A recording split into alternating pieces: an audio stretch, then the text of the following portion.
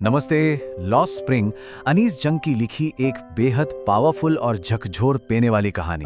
आज के इस एक्सप्लेनर में हम इसी कहानी की गहराई में उतरने वाले हैं। हमारा पूरा फोकस रहेगा किरदारों की असली मोटिवेशन और इस कहानी में छिपी उन गहरी विडंबनाओं यानी आयरनीज पर, जो शायद पहली बार पढ़ने में हमारी नजरों से बच जाती हैं। तो चलिए बिना किसी देरी के शुरू करते हैं। आगे बढ़ने से पहले जरा आज के हमारे इस सफर के अहम पड़ावों पर नजर डाल लेते हैं। सबसे पहले हम लॉस्ट स्प्रिंग के गहरे अर्थ को डिकोड करेंगे। उसके बाद साहिब और मुकेश, इन दो किरदारों के जरिए उनकी जिंदगी और मोटिवेशंस को समझेंगे। फिर हम बात करेंगे गरीबी के उस न टूटने वाले चक्रव्यूह की और कहानी की उन मुख्य विडंबनाओं की जो आज भी हमारे समाज को अपना असली चेहरा दिखाती हैं। तो शुरुआत करते हैं हमारे पहले हिस्से से। लॉस्ट स्प्रिंग का आखिर मतलब क्या है? इस पूरी कहानी को समझने के लिए इसके टाइटल में छिपे इस शानदार रूपक यानी मेटाफर को समझना बहुत जरूरी है। देखिए, स्प्रिंग या वसंत का मौसम हमेशा बचपन, खुशी और एक नई ग्रोथ का प्रतीक होता है, राइट? लेकिन इसके आगे जो लॉस्ट लगा है ना, वो एक बहुत ही कड़वी सच्चाई बयां करता है। ये दिखाता है कि कैसे गरीबी के भारी बोझ तले इन बच्चों की मासूमियत पूरी तरह से कुचल दी गई है, या कह लें चुरा ली गई है। सोचिए, ये बच्चे अपनी जिंदगी के वसंत से तो गुजर रहे हैं, लेकिन जो खुशियां इस उम्र में मिलनी चाहिए थीं, वो उनसे कोसों दूर हैं। अब आते हैं हमारी पहली केस स्टडी पर, साहिब द बेयरफुट लॉर्ड यानी नंगे पैर नवाब। दिल्ली की सीमापुरी इलाके की झुग्गियों में रहने वाले इस छोटे से लड़के का पूरा नाम है साहिब ए आलम। और सबसे दिलचस्प बात क्या है पता है? इस नाम में ही एक बहुत बड़ी विडंबना, एक बहुत गहरी आयरनी छिपी है। और सच तो यह है कि खुद इस बच्चे को अपने इस भारी भरकम नाम का असली मतलब तक नहीं पता।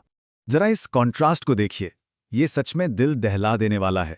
साहिब आलम का मतलब होता है ब्रह्मांड का स्वामी या लॉर्ड ऑफ द यूनिवर्स। लेकिन असलियत क्या है? एक ऐसा लड़का जिसके नाम का मतलब पूरी दुनिया पर राज करना है। वो नंगे पैर सीमापुरी की झुग्गियों में 10,000 से भी ज्यादा लोगों के साथ कचरे के ढेरों में अपनी जिंदगी तलाश रहा है। और वो भी ऐसी जगह जहां ना तो सीवेज की सुविधा है और ना ही पीने का साफ पानी। बिल्कुल हैरान कर देने वाला विरोधाभास है ये। अगर हम साहिब के सफर को देखें तो उसकी सबसे बड़ी मोटिवेशन एकदम साफ नजर आती है। किसी भी तरह बस जिंदा रहना, सर्वाइवल। 1971 में ढाका में आए तूफानों ने जब उसका घर बार सब छीन लिया, तो उसका परिवार यहां आ बसा। आज वो बस कचरा बीन कर कुछ रुपए खोजता है। टेनिस खेलने या नए जूते पहनने जैसे जो उसके मासूम सपने हैं ना, वो बस उसकी पहुंच से बहुत दूर कहीं खोकर रह जाते हैं। और यही सर्वाइवल की जद्दोजहद उसे जल्द ही एक चाय की दुकान पर काम करने के लिए मजबूर कर देती है। और यहीं पर कहानी एक बहुत ही दर्दनाक मोड़ लेती है।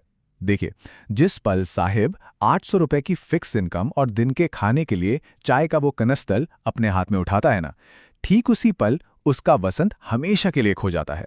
आप सोचेंगे कैसे? तो बात यह है कि कचरा बीनते वक्त भले ही उसके पास पैसे नहीं थे, लेकिन वो प्लास्टिक का बैग बहुत हल्का था क्योंकि वो पूरी तरह से आज़ाद था। लेकिन चाय का वो स्टील का कनस्तर अब बहुत भारी हो गया है क्योंकि साहिब अब अपना खुद का मास्टर नहीं रहा। उसने एक स्टेबल इनकम तो पा ली, लेकिन अपने बचपन और अपनी आज़ादी की कीमत चुकाकर। चलिए अब सीमापुरी से निकलते हैं और चलते हैं फिरोजाबाद। हमारा अगला हिस्सा है मुकेश, धूल में सपने। साहिब की जिंदगी में जो एक खोई हुई चमक थी, उससे एकदम उलट मुकेश के अंदर एक खामोश सी बगावत सुलग रही है। फिरोजाबाद एक ऐसा शहर है जहां पीढ़ियों से लोग सिर्फ चूड़ियां बनाने को ही अपना कर्म या अपनी नियति मान चुके हैं। लेकिन मुकेश, उसकी मोटिवेशन इस थोपी गई नियति के खिलाफ एक सीधी बगावत है।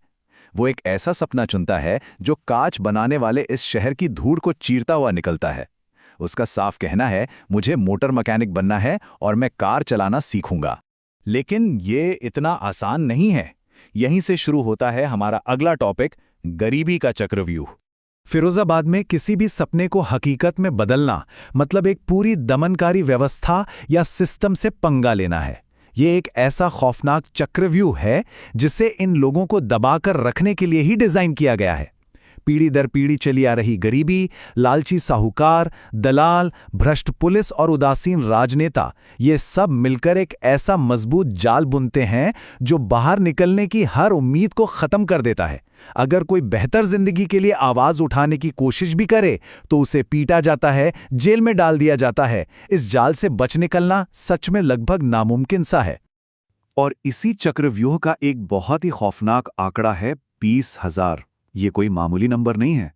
ये उन मासूम बच्चों की संख्या है जो फिरोजाबाद की अंधेरी, घुटन भरी और भीषण गर्मी वाली कांच के भट्टियों में दिन रात झुलसने को मजबूर हैं। जरा सोच कर देखिए, 20,000 बच्चे बिना ताज़ी हवा और बिना सही रोशनी के काम करते हुए।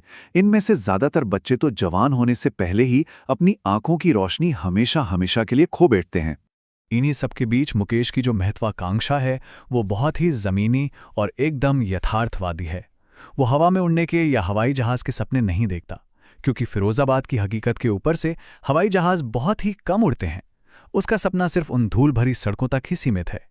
गैरेज तक जाने के लिए मीलों पैदल चलने की उसकी जो जिद है ना, वो अपने आप में उस परिवार के खिलाफ एक बहुत बड़ा स्टेटमेंट है, जिसने हालात के आगे पूरी तरह से घुटने टेक दिए हैं। अब तक हमने दोनों किरदारों की मोटिवेशंस को समझा। आइए अब इस एक्सप्लेनर के सबसे अहम विश्लेषणात्मक हिस्से की ओर बढ़ते हैं, कहानी की मुख्य विडंबनाएं। अगर हम सारी बातों को एक साथ जोड़कर देखें तो अनीस जंग ने इन बच्चों की जिंदगी में जो दुखद विरोधाभास या आयरनीज बुनी है, वो सच में आपको अंदर तक झकझोर देती हैं। पहली विडंबना, साहेब जिसका नाम ब्रह्मांड का स्वामी है लेकिन वो घोर दरिद्रता में जी रहा है। दूसरा, कचरा जो बड़ों के लिए सिर्फ सर्वाइवल या कूड़ा है, वही कचरा इन बच्चों के लिए जादू या खजाना बन जाता है। तीसरा, चूड़ी बनाने वाले, वो दूसरों के जीवन में खुशियों के रंग और रोशनी भरते हैं लेकिन खुद अंधेरे में रहकर अपनी आंखों की रोशनी खो रहे हैं। और आखिर में साहिब की वो नौकरी, उसे चाय की दुकान पर एक स्टेबल इनकम तो मिल जाती है लेकिन वो इंसान अपनी पूरी आज़ादी ही खो बैठता है। क्या गजब की ट्रैजिक विडंबनाएं हैं ये। और इसी के साथ हम आते हैं अपने आखिरी हिस्से पे, समाज का आईना। इस पूरे विश्लेषण को खत्म करते हुए एक बहुत ही चुभने वाला सवाल सामने आता है। क्या इन बच्चों का वो खोया हुआ वसंत, उनका वो बचपन कभी वापस लाया जा सकता है? ये सिर्फ एक सवाल नहीं बल्कि हम सब के लिए एक बहुत बड़ा रिफ्लेक्शन है। यह हमें ये सोचने पर मजबूर करता है कि क्या इन खौफनाक चक्रव्यूहों को बनाए रखने में कहीं ना कहीं हम और हमारा समाज भी तो जिम्मेदार नहीं है? क्या दुनिया के इन अनगिनत साहेब और मुकेश जैसे बच्चों के लिए कभी कोई सच्चा जमीनी बदलाव आ पाएगा, या फिर उनका बचपन बस एक अधूरा सपना बनकर ही रह जाएगा? आप लोग भी इस बारे में जरूर सोचिएगा।